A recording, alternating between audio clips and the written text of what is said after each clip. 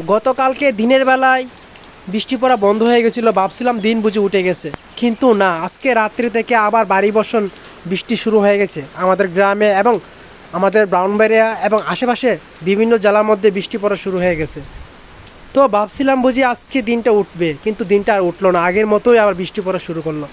যে গ্রামের মানুষ ভোর সকালে উঠে আমাদের গ্রামে রাস্তাঘাটে মানুষ দেখা যায়, তো বন্ধু দেখতে পাচ্ছেন আজকে রাস্তাঘাটে কোনো মানুষ নেই, মানুষবিহীন এই গ্রাম। গত কয়েকদিন ধরে আমাদের গ্রামের মধ্যে কোনো মানুষ দেখা যাচ্ছে না এই বৃষ্টির কারণে। সবাই বাড়ির মধ্যে বসে আছে, কেউ ঘুমাইতেছে এবং কেউ মোবাইল টিপতেছে।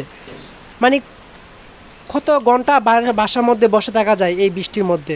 তো এই বৃষ্টির মধ্যে সবাই কী করো অবশ্যই একটু কমেন্ট করে বলবেন বন্ধুরা।